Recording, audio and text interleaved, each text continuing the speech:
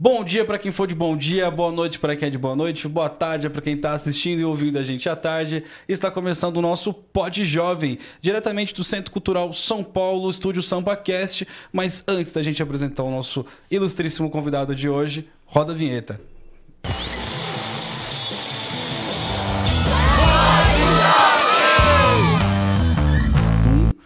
Voltamos então com o nosso ilustríssimo convidado de hoje no nosso Pod Jovem. Ele que é ator, diretor, advogado, produtor, gestor do Teatro Alfredo Mesquita. Assim, gente, o currículo dele é extenso, assim, são 3, 4, 5 páginas de 1001 coisas que ele fez. E assim, é uma honra conversar com ele. Quando eu falei para o pessoal assim, amigos, vou entrevistar o Nilton, ele... O grande Nilton Bicudo? Sim, gente. Nilton Bicudo está aqui comigo. Seja muito bem-vindo, Nilton. Obrigado, Renato. Você arrasa, hein? Adorei essa introdução. Muito obrigado. Bastante calor humano, simpatia, carisma, comunicabilidade total. Você arrasa. Parabéns. Eu engano bem. Ah, que bom. Nós dois, então. Vamos lá. Vamos na enganação. Vamos enganar junto. vamos junto nesse barco. Nilton, a minha curiosidade, que se você não quiser falar disso, a gente corta e eu pulo a pergunta. Nilton Bicudo é o seu nome mesmo? É. Meu nome é Nilton Bicudo Cury. Por parte de mãe é Bicudo, por parte de pai é Cury. Meu pai se chamava Nilton Cury. E minha mãe, Ana Maria Bicudo. Eles casaram e tiveram um filho chamado Nilton Bicudo Cury, mais conhecido como Niltinho. Todo mundo vai... Eu carrego esse nome artisticamente, o Nilton Bicudo. Fiquei só colado da minha mãe há 34 anos, que é o tempo que eu faço teatro. Não é um nome fácil, tá, para levar. Eu poderia ter dado uma colorida nele no começo da minha carreira, mas eu não quis. Eu quis ser como eu sou, careca, com meu nome verdadeiro. E é isso, tem um preço. As pessoas não sabem se é Nilton, se é Milton. Até hoje confundem Milton, Miltinho, Niltinho. Muita gente me chama de Miltinho. É uma coisa que incomoda um pouco, mas faz parte. Né? Eu fui batizado assim, meu pai se chamava Nilton também, é o karma do nome. Mas assim, as pessoas ficam sem graça também, igual eu, de falar bicudo. É bicudo mesmo, ou não? Não, bicudo as pessoas caíram na gargalhada na escola, porque falava Nilton Bicudo Cury. Eu acho que esse Bicudo Cury era engraçado, porque fazia um som, Bicudo Cury. Quase uma nota. Entendeu? Então caiu na gargalhada. Eu morria de vergonha do bicudo, na verdade, quando eu era jovem. Eu achava Cury mais chique, mais bonito. Mas depois, na hora de escolher o nome artístico, eu fui para Nilton Bicudo, ficou. Desde a escola Célia Helena, que foi onde eu estudei e comecei a fazer teatro lá, em 1990. E aí, eu já era formado em Direito, né? Me formei em Direito em 88. Não, mas já... Calma, você já tá falando tudo, eu falei pra você que basta uma pergunta. Você não vai mais ter trabalho nenhum. Durante 1h30 eu falo de tudo. Mas é isso, assim. Eu me preparei pra essa pergunta. Então vamos lá, porque, vamos assim, lá. Você se formou em Direito. Isso. E aí, 2, 4 anos depois, você se formou em teatro. Isso. Foi um pulo. Assim, foi um pulo de quase 5 anos, assim, de você falar, agora eu quero ser ator? Não, eu já era ator desde criança. Eu já amava ser ator. Eu estudei numa escola de padres e que tinha teatro na escola. E tinha, assim, a gente podia ir pro palco, tinha matéria de teatro. Nossa, é um luxo. Que legal. É realmente um privilégio. Que por isso que eu acho que teatro na infância é fundamental, não só para criança assistir, mas a arte na escola é muito desenvolve demais a inspiração, né? Você se abre para outras possibilidades de profissão. E eu amava teatro e me expressava dessa forma, porque era tímido no futebol, era tímido com a minha masculinidade, era um cara mais frágil, mais mignon. Então o teatro foi uma oportunidade de eu crescer. Eu entrava em cena, eu crescia, eu virava um cara mais presente. E tirava graça, tirava risos. Desde criança eu percebi que eu tinha esse lado do detalhe, e no detalhe eu pegava a risada das pessoas. Então, eu fui desenvolvendo isso ao longo do ginásio, na escola, ao longo do colegial. Comecei a fazer uns cursos, mas entrei na faculdade de Direito, porque meu pai era advogado. Minha família tinha muitos advogados e ninguém é artista. Então, para precaução, uma família burguesa, classe média. Então vai ser advogado. Aí fui fazendo cursos por fora, mas fazendo a faculdade de Direito para agradar a minha família. Mas o que é uma coisa que eu acho muito bonito o Direito também. Eu gosto muito. eu teria sido um bom advogado, porque eu tenho o dom de falar, eu tenho a imaginação, a dialética do pensamento. Então, eu sempre gosto de perceber todos os lados de uma situação. Então, eu teria me desenvolvido bem na profissão e meus pais sabiam disso. Eles ficaram até um pouco decepcionados quando eu falei que realmente eu queria seguir o teatro. Porque eles sabiam que era um ambiente bem mais difícil. E é. Muito. Nossa, cara, que incrível, assim. Você soube desde criança que você queria ser ator. Mas a minha doideira na minha cabeça é você pensar assim, bom, vou estudar muito para... Porque direito são quantos anos? 5. Naquela época já eram 5 anos. Sim, eu sempre levei tudo muito a sério. Eram 5 anos, eu sempre levei muito a sério. Eu era ótimo aluno de direito, apesar de que eu era boêmio, saía, voltava de madrugada, bebia, não ia na escola, não ia depois na aula, depois fazia as provas, tirava 10. Eu sempre fui assim. Porque como eu ouvia a conversa de direito na minha casa desde criança, eu estava acostumado. Meu pai ficava fazendo petição, falando alto, falando coisas de direito, então eu já estava acostumado. Então também tinha essa facilidade. Mas, na verdade, eu me perdi um pouco nessa resposta, mas é porque o teatro eu também levei muito a sério, porque mesmo quando eu tive oportunidades ao longo da minha carreira, logo nos primeiros 10 anos de carreira na televisão, eu não arranquei o pé do estudo no teatro, do teatro mais alternativo, de querer fazer as coisas mais alternativas, de desenvolver um lado meu bem alternativo e manter esse pé nesse teatro, que é o que me deixa mais à vontade. Então, acho que realmente eu não pulei para uns galhos mais altos da profissão, mais arriscados, porque eu fiquei fazendo um teatro no meu dia a dia que me satisfez. Nossa, eu sempre fui apaixonado por teatro. Então, nesse sentido, você citou antes da gente começar a gravar a coisa do protagonismo que eu falei no outro podcast. Não adianta para os atores já querem ser protagonistas. Claro que o protagonismo é uma ambição natural de você fazer um espetáculo onde a sua alma traduz o protagonismo do texto, onde você é o mentor daquilo, o produtor, é muito legal. Mas não é só isso que a gente vive no teatro. Existe um caminho para isso, que às vezes é longo, e existe também vida fora do protagonismo, como a gente estava falando. Eu fiz imensos personagens coadjuvantes, que não eram tão grandes nas suas falas, mas que marcavam os espetáculos, arrancavam aplausos, risos, empatia e indicações para prêmios. Apesar de eu ser um ator com 34 anos de carreira que nunca fui premiado. Não, mas já foi indicado. Para muitas coisas. E não me incomodo nem um pouco com isso, porque a minha musa maior, a atriz que eu considero uma das mais potentes do Brasil, a minha maior inspiração, que eu assisto desde criança, que é Dercy Gonçalves, também nunca foi premiada. Claro, não estou me comparando, ela é uma gênia. Mas, assim, o prêmio não é um indicativo de nada. Ele é uma conquista... Mas seria um reconhecimento. Ele é um reconhecimento, uma conquista natural por uma carreira. Eu ainda vou ganhar. Vai, não, com certeza, vai. Pelo menos aqui no Pod Jovem a gente já pode depois dar um prêmio para você, assim. Mas vamos lá, assim. É muito importante para mim saber que você sempre foi muito centrado nos seus estudos. E aí você fala da escola de teatro que você fez aqui em São Paulo, que foi a Célia Helena. Exatamente. Antes da Célia Helena eu fiz o Macunaíma. Nossa, quando eu estava no primeiro ano da faculdade de Direito, eu fiz o Macunaíma. E depois eu fiz o Célia Helena. Eu tive uma crise, assim, porque eu me formei em Direito e já queria ser ator, e aí eu precisava estudar, fazer o DRT, né? Aí eu conheci um diretor de teatro, na época, chamado Jorge Tacla, que eu acho um dos grandes diretores brasileiros, e ele era meu amigo. E eu fui pedir um conselho para ele, e era maio. E aí ele falou, olha, você tem 2 opções, ou você espera até o final do ano e se prepara e entra e faz o teste para EAD, ou você vai agora lá, eu estou dirigindo Os Pequenos Burgueses com a Célia Helena, que é uma grande atriz, diretora de uma escola aqui em São Paulo séria, vai lá no ensaio amanhã à tarde, fala com ela, quem sabe senta na escola dela. Eu falei, eu quero essa opção. Eu falei, eu quero já, porque eu já me formei há 2 anos, estou com essa história de fazer teatro há 2 anos, que eu me formei em Direito, não quero ser advogado, eu tenho que começar já. Aí fui falar com a Célia Helena no dia seguinte, no Teatro Procópio Ferreira, aqui na Rua Augusta, em São Paulo. Ela me recebeu super bem. Tinha um elenco de estrelas, Renato Borg, Lígia Cortez, filha dela, que é a atual diretora da escola. Um monte de gente legal no elenco. Marco Rica, com quem eu vim trabalhar poucos anos depois. E aqui no Centro Cultural, inclusive, fiz uma peça que o Marco Rica produziu e fazia o protagonista, A Gaivota, do Anton Chekhov. Um dos textos mais lindos da dramaturgia.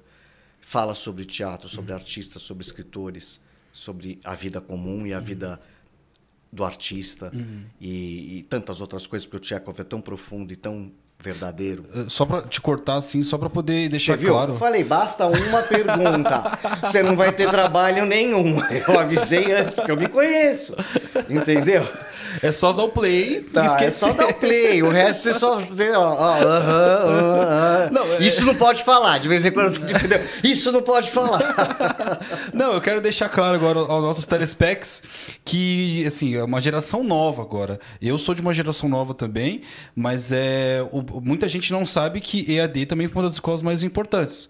Sim, sim. E aí, pessoal, a gente fala EAD, pessoal, não é a escola, é a distância, tá? Não é ensino à distância. EAD é a escola de arte dramática que existe até hoje lá no campus da USP, que é uma escola de teatro tão boa quanto a do Célia Helena, quanto a da ECA e quanto algumas outras, não são muitas não, que são sérias e que podem ensinar e dar os primeiros passos no teatro. É importante fazer escola. Sim, muito, porque muito como importante. a gente conversou fora um pouco também do ar, a gente é autodidata, Sim. porque o ator é autodidata mesmo fazendo escola. Porque o que interessa no teatro é horas de palco. Sim. O que interessa é isso, horas de sala de ensaio. É isso que conta. Menos do que as horas de sala de aula. Né?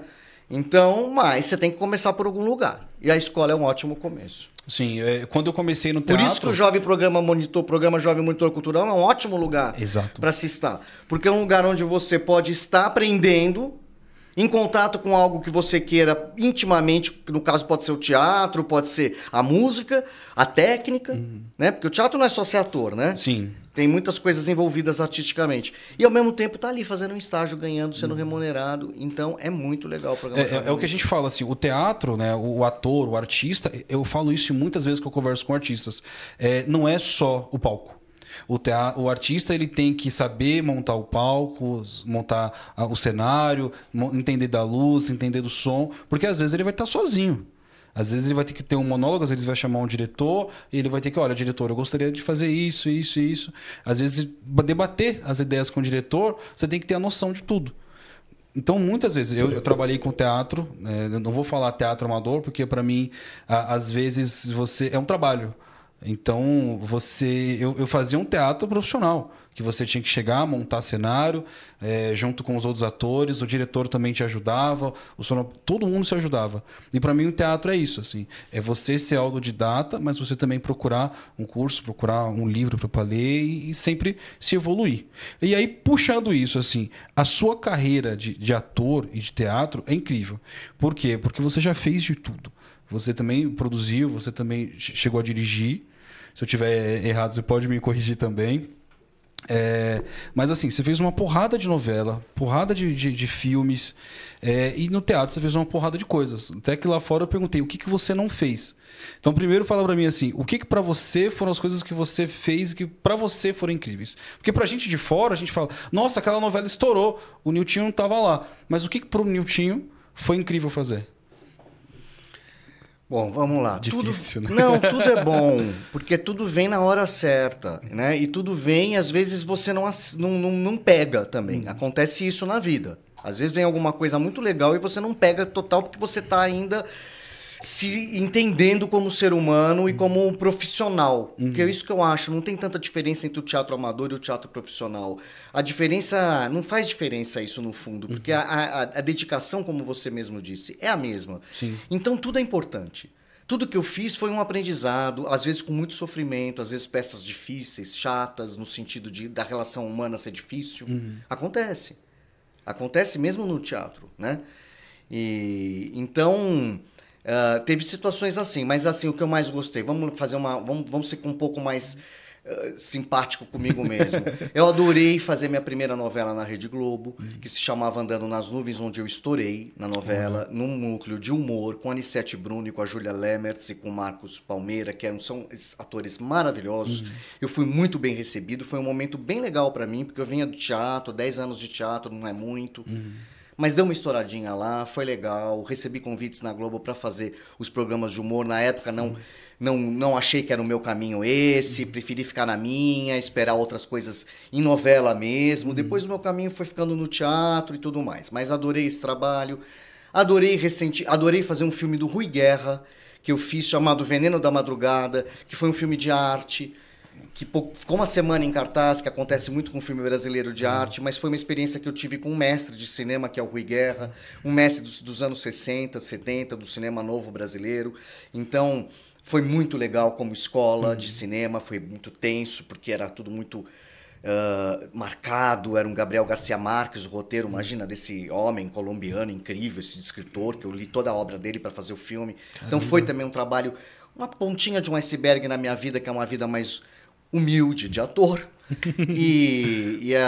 Enfim, gostei também de fazer Os Farofeiros, que é um filme que faz sucesso e vai ter continuação, agora já estamos indo para a terceira. Nossa, que legal. Graças a Deus, obrigado. Spoiler, você tá dando spoiler, vai ter o terceiro. Obrigado aos deuses do teatro, cinema, televisão, por ter Farofeiros 3, com uma turma muito legal. Incrível, cara. Uma gente muito talentosa, muito bacana também. Recebi o convite de fazer esse filme, foi um convite, não foi um teste, foi tudo muito legal, muito elegante, muito em reconhecimento também ao meu trabalho. E então me sinto muito privilegiado. E peças, né? Com Elias Andreato, fiz várias, que é um parceiro que eu tenho artístico, uma sorte incrível. A Mirna, que você mesmo estava comentando, que é o Nelson Rodrigues. A minha parceria com Fauzi Arap, que é um grande diretor de teatro, que foi meu amigo também, que me rendeu várias montagens. Eu fiz um monólogo que o Fauzi escreveu para mim, eu fiz mais 2 textos dele, inclusive um com a Tônia Carreiro. Os elencos que eu participei, que sempre feliz em participar, elencos grandes, Wojciech com Matheus Nastergalli, Molière com Matheus Nastergalli, o Jardim das Cerejeiras com a Antônia Carreiro, Renato Borg, Timão de Atenas, do Shakespeare, com Renato Borg, no SESI. Então, elencões, onde eu pude participar, fazer personagem boa, fazer peça por 6 meses, depois viajar por mais 6. São experiências teatrais que são maravilhosas, que é o que a gente pede pro santo, pro anjo da guarda, quando a gente se dá o luxo de pedir alguma coisa, porque eu só agradeço. Sim, sim. Não, isso é incrível, cara. É incrível, assim. Eu fico bobo. Inclusive, eu tô bobo até agora, porque ontem eu cheguei pra minha mãe e falei assim, mãe, conhece o Nilton Bicudo? Olha, de nome, assim, eu não sei. Ó, mostrei a foto, assim. Nossa, eu já vi ele na televisão na Globo. Então, mãe, você já viu? Então, vou conversar com ele. Como assim? Ó, primeiro que ele trabalha na mesma coisa que eu. Meu colega de trabalho. Segundo que eu vou gravar o podcast com ele. Falei, nossa, que incrível. Nossa, se eu pudesse, eu ia lá só pra ver ele também. Mas por quê? Porque a gente também vê pessoas na televisão, e acho que os meninos aqui podem concordar comigo, que a gente vê a galera na televisão e a gente fala, nossa, essa pessoa é intocável. Eu nunca vou conversar com essa pessoa na minha vida. Mas assim, é o que você falou, assim, é gente como a gente. E às vezes a gente realmente não sabe quem é, porque entra na casa da gente, ou um filme, ou uma TV, mas você não sabe exatamente quem é. E porque também eu sou um ator mais alternativo. Eu sou um ator que não faz tanta coisa na TV, nem no cinema. Fiz um teatro mais alternativo, mais numa carreira minha de gostar de fazer teatro e também, por exemplo, ser funcionário público, é uma coisa que eu gosto. Então eu fui sempre aliando uma vida mais light, né, pra mim, que a minha personalidade é assim. Então, nunca investi tanto em mídia, nunca investi tanto em ser um cara conhecido, né? E isso também, por exemplo, acontece muito comigo. Eu não sei quem é, mas aí mostra a foto. Claro, sei. Ou todo mundo acha que eu trabalhei na Zorra Total, sendo que eu fui convidado para fazer Zorra Total. Na época eu não achei que era o caso, não fui, não ingressei. E nunca trabalhei lá, e até hoje as pessoas acham que eu trabalhei no Zorra Total. Falei, meu karma era ter sido da Zorra Total, ter ficado contratado 20 anos na Globo, eu recusei esse karma, entendeu? E o karma continuou no inconsciente coletivo, que as pessoas acham que eu sou do Zorra Total. Nunca fui, nunca fiz um quadro no Zorra Total. Fiz muito a diarista, fiz algumas coisas lá de humor, vários programas de humor da Globo, passei por vários, os normais... Os caras ali, lembrei, eu vi ele em tal lugar. Mas Zorra Total eu não fiz. Até hoje as pessoas, você é do Zorra, né? Enfim, você vê, karma é karma, entendeu? Era pra eu ter sido do Zorra. Isso foi um desvio no meu caráter, entendeu? Era pra eu ter sido do Zorra. Mas assim, não sei se a gente Mas pode aí falar. Eu não teria sido da secretaria, não teria tido o aprendizado que eu tô tendo aqui. Eu virei da secretaria, a gente trabalha muito e é muito legal também. Ser da Secretaria Municipal de Cultura, a mais antiga do mundo. É verdade, entendeu? Cara. Agora a gente esse ano são 95 anos. Nossa, cara, que incrível, né? Ela só perde em tempo de Paris, da cidade de Paris. Mas também perder para Paris é quase inevitável, porque é uma cidade muito cultural. Sim, que eu sim. conheci há 2 anos, eu nunca tinha ido. Eu fui com a minha família, é incrível mesmo. Né? Muito cultural, muito legal. Aí são muitos anos de história, de sim, história e de conquistas, né? Políticas e se fazendo muito, o cinema, teatro, as companhias, o poder do público. Sim. Eles sempre investiram muito, né? Historicamente, eles sempre investiram muito nisso. Mas assim, você falou sobre a secretaria. E é isso que eu queria saber também. Como é que foi ingressar? Porque você já assumiu, já foi pro Teatro Alfredo Mesquita. Quem é o Alfredo Mesquita? Eu vou te perguntando tudo, para você já ir pegando as perguntas e já respondendo tudo. Alfredo Mesquita é um cara super importante do teatro, que foi o criador da EAD, da Escola de Arte Dramática, Olha que a gente estava falando agora. Não sabia disso, olha que incrível. Ele que criou a EAD. Ele era um cara rico, de boa família, fazendeiro dos cafés, família tradicional Mesquita, donos do jornal O Estado de São Paulo, que são donos até hoje do Estado de São Paulo.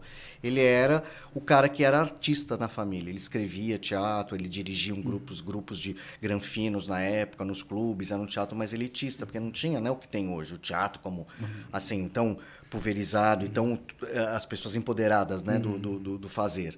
Era uma coisa mais assim, amadora. E aí ele começou dessa forma amadora e foi se profissionalizando e criou uma escola de teatro que é a EAD.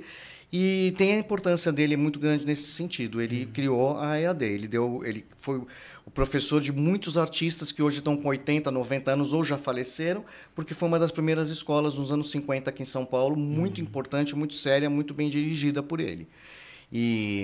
Então, Alfredo Mesquita, eu fui convidado para ir para esse teatro, que é um dos nossos, da nossa rede, né? São poucos, que é uma gracinha, está reformado há 12 anos, pela Sula Andreato, minha querida Sula, irmã do Elias, meu parceiro teatral, meu artista preferido, maravilhoso.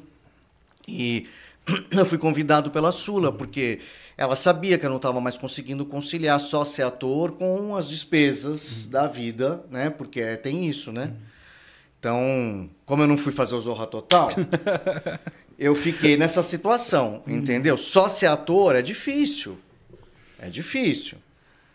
E num caminho de um teatro mais assim, a gente vai fazendo umas produções menores, faz umas peças, e, né, os meus monólogos e tudo com muito prazer, com muito tesão, mas é difícil no sentido de ganhar a vida.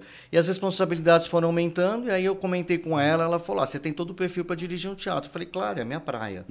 Né? Eu sei inclusive porque é uma coisa que você falou agora há pouco. Você tem que saber de tudo no teatro, é como um maestro. Para você reger, você tem que tocar vários instrumentos. Então, você tem que saber um pouco de tudo. Eu dirijo, eu fui muito assistente de direção durante 5, 6 anos da minha vida. Eu investi em ser assistente de direção, ganhava, claro, salários para ser assistente de ópera, de cantores, de teatro, muitos diretores. Isso eu fui aprendendo a lidar com a técnica, a lidar com a luz, a lidar com o som. Fui muito operador de luz, muito operador de som, né? Fiz muito isso, fui contra a regra. Fiz de tudo no teatro, bilheteiro. Sou ainda, lá no Alfredo Mesquita muitas vezes, é uma delícia.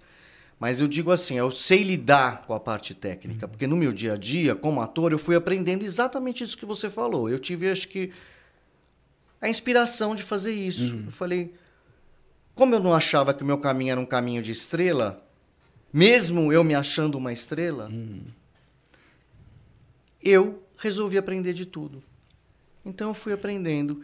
E aí, agora eu estou lá sendo gestor de teatro público, sabendo conversar sobre a luz com os técnicos, sabendo receber o público, sabendo o que tem que fazer para deixar o teatro minimamente preparado, sabendo como lidar com tudo, com as questões, e tem todas as questões, as programações, as partes administrativas, tudo. Que agora eu também passo isso lá na Ulido.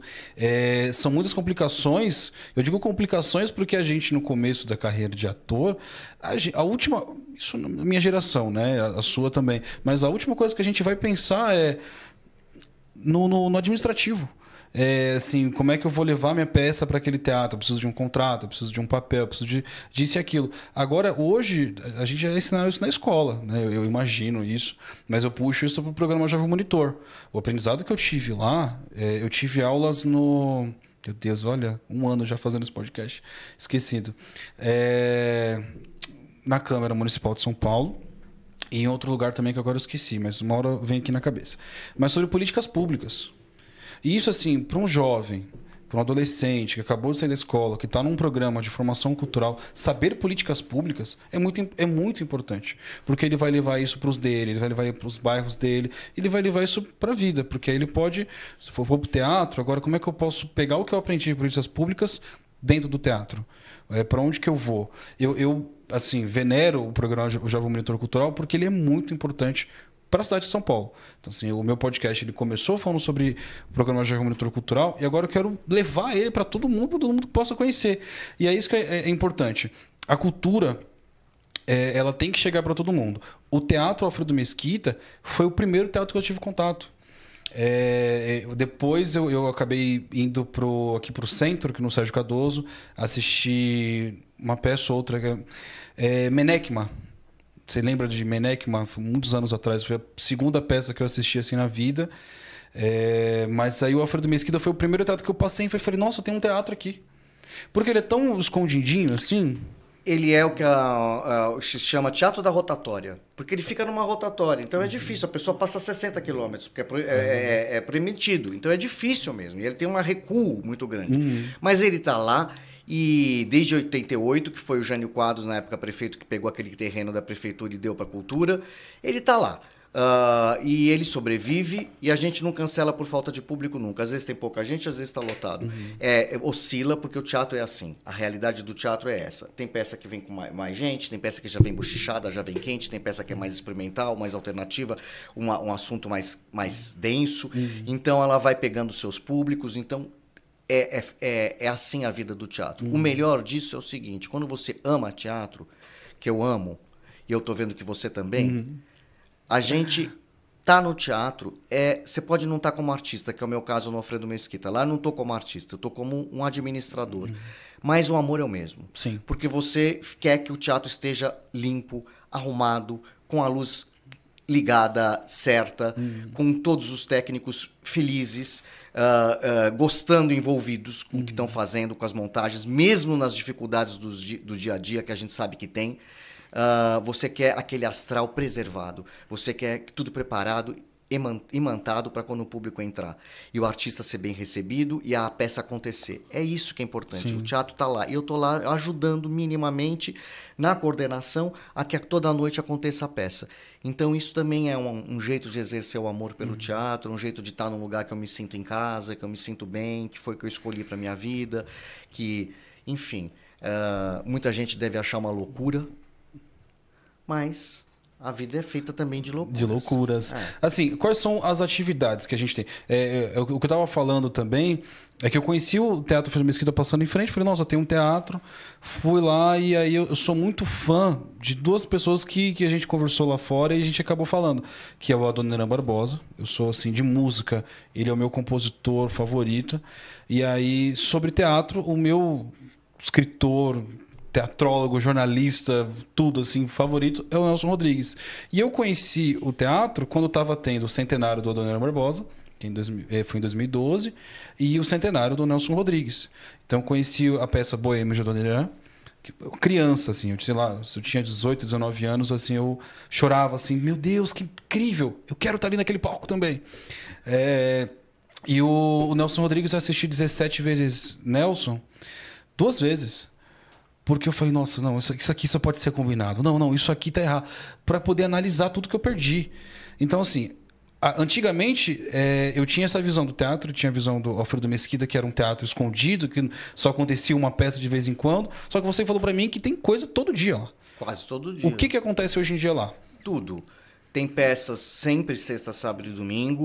Às vezes uma peça mais musical, uma peça mais solar, com peças infantis, peças para adultos. Às vezes dança, às vezes uma peça mais alternativa de um grupo que traz um trabalho de pesquisa. Às vezes um trabalho ligado às drags. Eu tive agora a Rei Lear, uma montagem de drag queens maravilhosa, com sucesso no teatro, recentemente, há 4 meses. Às vezes shows musicais. musicais, de alguns cantores que estão despontando, às vezes o circuito que a gente chama municipal de cultura, onde uma peça é contratada para circular pelos teatros nossos, que são todos umas graças, né? Cacilda Becker na Lapa, Flávio Império na Cangaíba, o Arthur Azevedo na Moca, o Paulo Heiró em Santo Amaro e o João Caetano na Borges Lagoa, aqui em Vila Mariana. Então, são teatros muito especiais. Todos eles. Eu, quando comecei a ser ator e diretor de teatro, trabalhei nesses teatros. A minha primeira direção eu estreiei no Teatro Cacilda Becker, em 1997. Uma peça do Tennessee Williams que eu dirigi, chamava Fala Comigo Doce Como a Chuva. Fiz no Cacilda Becker. Então, tenho uma memória emotiva desses teatros, porque são teatros muito acolhedores, onde vários artistas que estão começando as suas carreiras são recebidos pela Secretaria Municipal de Cultura e têm chance de mostrar os seus trabalhos. E foi o que aconteceu comigo no Cacilda Becker. Depois de lá eu levei a peça para o João Caetano.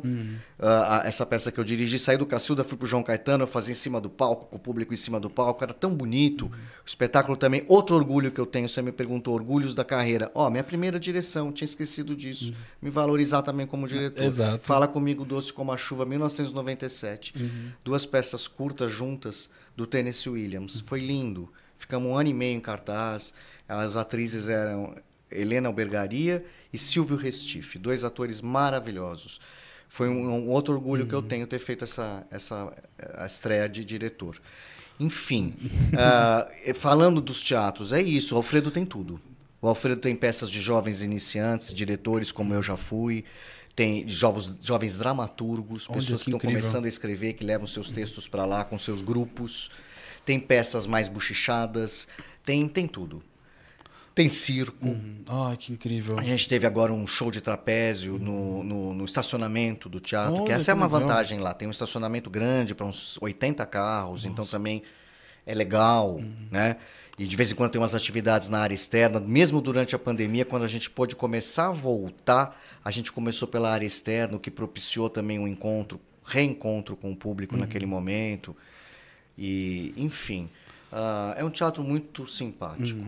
E deixa eu te perguntar assim, vocês conseguem receber outros programas de formação lá? Tipo, vocacional? Esse ano a gente não está recebendo. A gente tem, na verdade, uma ETEC muito grudada em nós. A ETEC de Artes, daí lá. E aí a ETEC acaba suprindo as necessidades nesse sentido lá na região. Entendeu? Lá é um teatro mais que as pessoas vão para assistir uma peça. Ela não tem muito transeunte ali. Sim. Né? Não tem gente muito transitando de um lugar para o outro, porque é uma área onde não existe comércio, não existe nada em volta assim mais ligado a uma passagem de gente. Então, é mais difícil para os cursos formativos, né?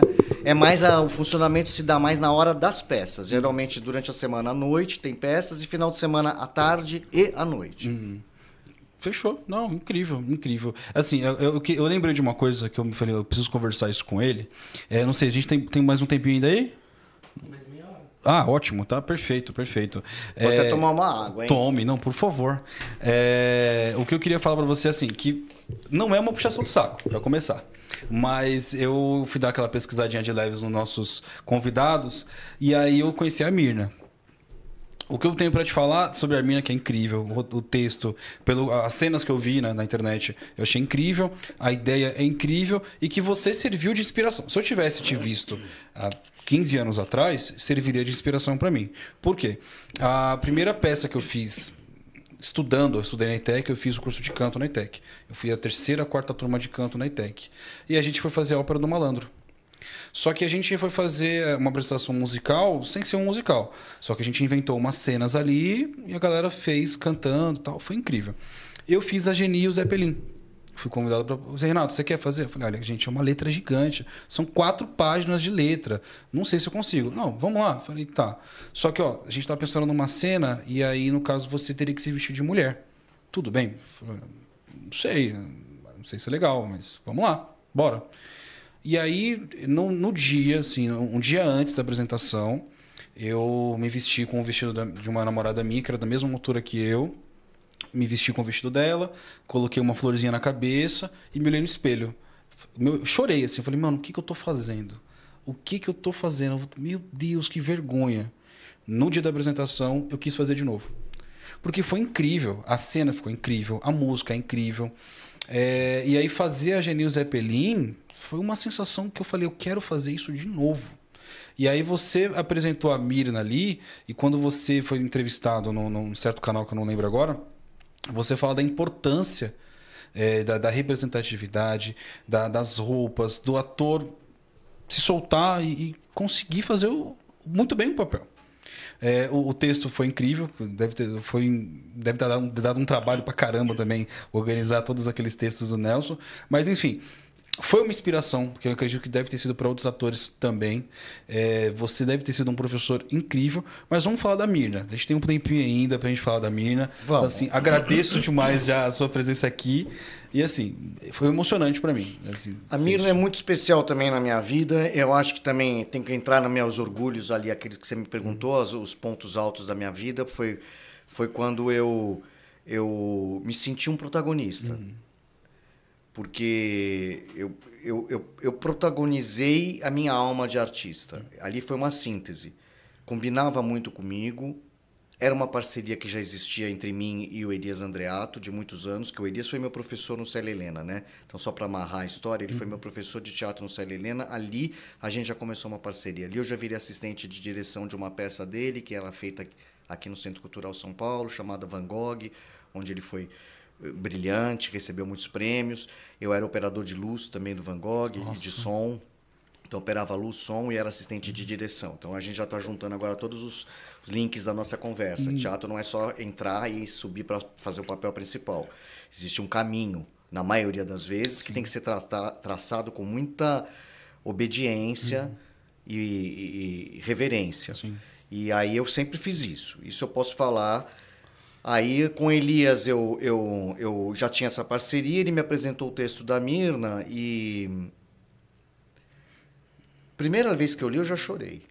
Caramba. Quando eu li falando sobre a diferença entre o homem e a mulher, no sentido de a diferença entre o pai e a mãe, o como a mãe sempre tem uma importância fundamental e o pai pode não ter, aquilo já me tocou muito, porque eu falei, realmente...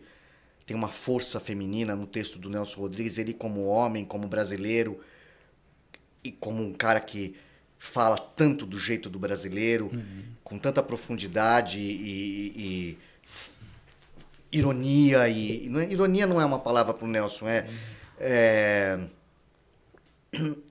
ele é um bisturi, né? Ele faz um corte cirúrgico da sociedade, das relações... e do desejo. Então, quando eu vi aquilo, a diferença entre o feminino e o masculino, como ele colocava, eu vi que, primeiro, ele era um feminista. Eu já achei isso maravilhoso, porque a vida inteira ele foi muito taxado, apesar de ser sempre reverenciado como um gênio, como um cara reacionário, né? Ele mesmo se chamava de reacionário com a sua genialidade, nas suas crônicas e tudo mais. Então, ter descoberto nele esse viés delicado, feminista, com humor, que a Mirna traz um humor, ela ri dela mesma, ela ao mesmo tempo que ela é brava, que ela é uma feminista, que ela é uma mulher dura, que ela é uma mulher cheia de empoderamento, que combina com os dias de hoje, ela também é uma mulher que gosta de ser submissa, que se entrega a uma paixão, que entendeu? Que, sabe? Então tem ali uma nuance, um caminho bonito de romantismo e de feminismo que me encantou. E a partir daí eu descobri uma alma minha como artista que combinava com a Mirna, inspirado em mulheres da minha vida, da minha família, tias, mãe, claro. E criei a Mirna com Elias Andreato. Foi um trabalho profundo. A gente se debruçou. Foi muito bem recebida. Fizemos muito, até hoje eu faço. Só que hoje eu atualizei, né, ela. Hoje eu já faço menos fiel às cartas que o Nelson Rodrigues escreveu nos anos 50 e mais falando sobre a pandemia, sobre os dias de hoje, sobre isolamento, sobre rede social. Hoje ela está mais moderna, ela fala de tudo. Porque foi uma forma também de eu encontrei, que eu encontrei para ir atualizando, e mesmo assim eu não quero fazer ela na forma clássica, porque é bacana demais o texto do Nelson sobre o amor. Pra quem não sabe, a Miriam, ela foi o pseudônimo do Nelson que ele usava para poder escrever cartas para as pessoas nos jornais, é isso? É assim, a Mirna era uma coluna, chamava-se Mirna e... não era Mirna Sou Eu, Mirna e Você, eu não lembro. É uma coluna do jornal Correio da Manhã, que em 1949 o jornal estava em baixa, eles chamaram o Nelson e pediram essa invenção. Ele inventou essa Mirna, que era uma personagem feminina, que respondia às dúvidas emocionais das leitoras. Então elas escreviam, falavam, meu nome é Margarida, eu falo de Belfort Roxo, eu não sei o que fazer... Meu marido, aí contava o caso dela. Ele escrevia toda aquela carta com aquela coisa, aquela literatura, aquela crônica dos sentimentos da mulher, do carioca, do brasileiro. É lindo, super poético. E ao mesmo tempo dando uns toques, vários toques, né? Porque tem frases incríveis na Mirna e nas cartas. Só que a gente não sabe se ele inventava as perguntas e aí para ele responder o que ele queria ou se as perguntas realmente chegavam. Eu acho que era um misto das duas coisas. Começou a fazer sucesso a coluna no Correio da Manhã, aumentou a tiragem do jornal, a venda, e ele começou a escrever e aí acho que as pessoas escreviam também para o jornal, ele pegava alguma ideia aqui ou ali, alguma carta verdadeira, eu não sei. A verdade é que durou 2, 3 anos isso e foi um sucesso na época, em 1949 até 1952 no Rio de Janeiro. E aí o Elias pegou essas cartas, desculpa, e fez um roteiro. E me apresentou esse roteiro. E aí eu falei, vamos lá, vou me jogar. Nunca tinha feito, já tinha feito uma mulher no teatro, mas era uma comédia. A Mina não é uma comédia. A Mina tem ela é uma personagem, ela tem uma pretensão de falar algumas coisas de filosofar sobre amor. E não é uma coisa escrachada. Não é. Pelo que eu vi, assim, era uma mulher. Muitas pessoas, os melhores elogios que eu recebi eram senhoras, que a Mina ia muito senhora assistir. E elas falavam, eu fiz muito no Eva Herz, aqui na Livraria Cultura. Elas falavam, nossa, quando no final você tirava a peruca, eu tomei um susto, que eu achava que era mulher. Eu falava, bom, realmente essa senhora tá com um problema de catarata grave. É que eu fico bem de mulher. Essa que é a verdade. Eu fico bem. E a Mirna também me fez descobrir isso. Eu já sabia um pouco, mas com a Mirna veio. Porque não era uma caricatura mesmo. Era uma mulher de verdade. E as pessoas compravam como uma mulher. Muita gente falava, eu tomei um susto, que no final da peça eu arrancava a peruca.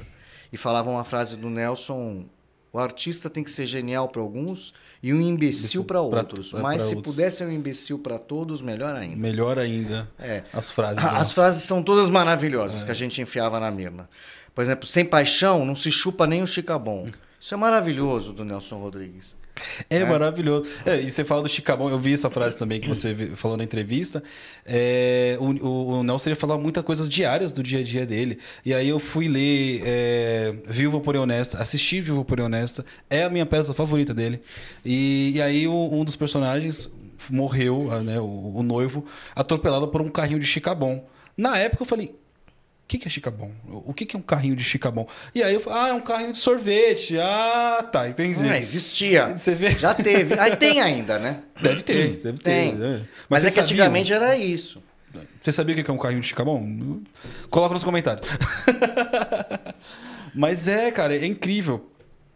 A Mina A Mina foi um ponto alto também para mim, graças a Deus. Foi um presente do teatro e do Elias. E a direção é do Elias, e aí ela teve muita matéria, foi pro Rio, fez 4 meses no Teatro Poeira, viajei por vários lugares do estado de São Paulo, fiz várias turnês pelo interior de São Paulo. E sempre com esse texto do Nelson clássico, com essa resposta contundente, essa mulher empoderada, feminista, falando para a mulher não ser trouxa, mas também para ela ser um pouco trouxa. Porque também faz parte. Entendeu? Para ela se entregar um pouco e sofrer um pouco por amor, porque é isso que dá gosto na vida. Aliás, tem uma frase do Nelson muito mal interpretada, que ele fala, toda mulher gosta de apanhar. Toda não, só as normais, as neuróticas reclamam. Isso é uma injustiça que depois falava, ele é machista. Não, é o contrário. O que ele quis dizer com gosta, depois ele completa essa frase. Os homens também gostam de apanhar. Por quê? O que ele quer dizer com isso? Gostar de apanhar não é ser troglodita, nem violência, nada disso que a gente condena e sabe que é um horror. Que não se bate em mulher nem com uma flor. A gente sabe disso. A violência é a pior coisa. E tem aí todos os canais para serem denunciados. O que ele quis dizer com isso é gostar de apanhar no sentido... A gente gosta do amor difícil, a gente gosta de sofrer um pouquinho de amor. Tudo que vem fácil, vai fácil. Então, toda mulher gosta de apanhar. O homem também gosta de apanhar. Apanhar no sentido de sofrer por amor, conquistar o amor, o romantismo. Essa dor de cotovelo que às vezes vem com amor, o ciúme, tudo isso é um gosto a mais no amor. Faz parte, e é isso que ele queria dizer, porque ele era muito das frases, né? Dos efeitos, e muito mal interpretado. Sim. Um grande feminista, defensor das mulheres, um ótimo romântico, um homem romântico apaixonado pela vida. Gosto. E você falou uma frase também, numa outra entrevista sua, que era das mentiras. Os homens mentiriam menos... Essa também adoro. Se as mulheres... Os homens mentiriam menos se as mulheres fizessem menos perguntas. Entendeu? Eu moro com 3 mulheres, entendeu? É difícil, eu tenho que ficar mudo muitas vezes. Onde você vai? Mudo. Entendeu? Falo pra dentro, às vezes. Mas assim, pra mim... Por que faz tanta pergunta? Né? Então, assim, os homens mentiriam menos se as mulheres fizessem menos perguntas. Fica a dica, hashtag fica a dica pras mulheres, entendeu? Faz tanta pergunta. Bom, aí assim, vamos indo pro final, pros finalmente, porque ainda tem o meu pequeno bate-bola. Tá? Mas assim, a minha frase favorita do Nelson é: todo amor é eterno. Se não é eterno, é porque não era amor. Eu acho linda também, porque é o ápice do romantismo. E ela tem um profundo pé na filosofia, porque é um pouco isso mesmo, né? É o ser ou não ser. Seu amor, ele é incondicional. O amor, ele é um amor que a gente sente ele é aquele amor que dá dor nas costas, frio na espinha, que a gente chama de frio na espinha. Se não é assim, não é amor. Então, assim, você tem que decidir se você ama e se entregar para os amores, para os amigos, né? Amor não é só desejo ou amor filial, né? O amor de pai e filho. O amor também é o amor pelos amigos, as escolhas, pela profissão. Então, a gente também tem que ser mais fiel às nossas escolhas, aos nossos amores escolhidos na vida. E eu sinto que é difícil. E é com essa frase que a gente vai pro nosso bate-bola. Não te preparei pro bate-bola, mas você é esperto, tudo bem, vai tirar de letra. Sei. Improviso, vai no improviso. Para conhecer melhor os nossos convidados, eu faço um bate-bola e aí você me indica coisas. O melhor jeito de conhecer as pessoas é saber o que elas gostam. Então, para você, um livro... eu vou falar logo 3. Eu vou falar O Livro dos Prazeres, Uma Aprendizagem ao Livro dos Prazeres, da Clarice Lispector, que eu amo. Eu vou falar o livro do meu mestre, Fauzi Arap, chamado Mare Nostrum, dificílimo de encontrar, tem que ser em instante virtual, que é a biografia do Fauzi, um grande homem de teatro, um dramaturgo, diretor da Maria Bethânia, um grande ator, que deixou de ser ator e virou dramaturgo e diretor, incrível, Fauzi Arap. Para quem é jovem, vale a pena conhecer. Vou falar 4. Então, vou falar do Yogananda, meu mestre, meu guru, da Índia, autobiografia de um yogi, maravilhoso para quem está numa busca espiritual, para dar para entender que milagre existe, né? Basta sintonizar. E eu pensei em mais algum agora. Não, vou ficar com esses 3. Vou ficar com Fauzi, Yogananda e a clássica Clarice Lispector. E não vou deixar de falar de Eurídice Fontella. Procurem a obra completa da Eurídice Fontella. Essa foto aqui é o Antipássaro, que é o último espetáculo que eu fiz, monólogo, roteiro e direção do Elias Andreato, sobre a vida e obra dessa grande poeta brasileira, super obscura, desconhecidíssima, chamada Eurídice Fontella, ganhadora do Prêmio Jabuti, maravilhosa. Arrasou. Então também procurem alguma coisa de Eurídice Fontella que vocês vão gostar. Para quem ama poesia, eu amo poesia. Fica a dica, então. Mais uma vez, hashtag fica a dica. Isso, você vê. Um livro, 4, já foi. Já foi, meu Deus. Se deixasse, já dava mais um podcast só para falar umas coisas. Vai. Uma música. Difícil. A música brasileira é tão linda, mas qualquer música da Bossa Nova eu tô topando. Mas então, assim, se for cantada pela Maísa, melhor ainda. Aí é minha cara. Maísa cantando Bossa Nova ou samba canção. Tá lindo. Bora. Então agora, essa é mais fácil. Pra você, um filme. Nem tanto. Tem filmes então. maravilhosos no mundo, né? Maravilhosos. Um filme, vem tantos na minha cabeça, tantos, mas eu vou falar de um, então, do Fellini, Noites de Cabiria, que eu amo esse filme, que é a vida de uma prostituta italiana, feita pela Giulietta Masina, que foi mulher do Federico Fellini. Eu amo. Então, Noites de Cabiria, um filme dos anos 50, é um clássico, eu acho incrível, para mim é um dos melhores do Fellini, apesar de tudo dele ser genial e representativo demais, de uma dramaturgia, um jeito de filmar, uma gama de personagens, né? Uma galeria de personagens maravilhosas, mas fico com Noites de Cabiria. Ótimo. Então, eu achei que você ia falar algum outro filme que você fez, alguma coisa assim. Não, eu falei já dos que eu fiz, que eu gosto. Os Farofeiros, que é uma comédia, um radicalmente oposto, que é um filme de arte. O Veneno da Madrugada, do Rui Guerra. Ótimo. Agora, então, vamos lá. Mais duas. Uma referência pra você. A referência pra mim, então... Eu tive várias na vida, várias. Que a gente mais tem que ter no teatro são referências. Fauzi Arap, já falei, Elias Andreato, já falei, várias referências. Uma referência difícil, uma referência...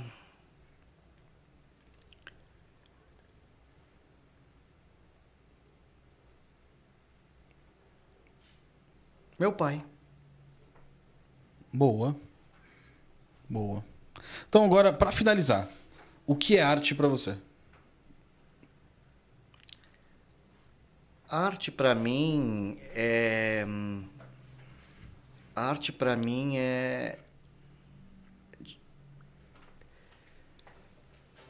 uma maneira de viver melhor.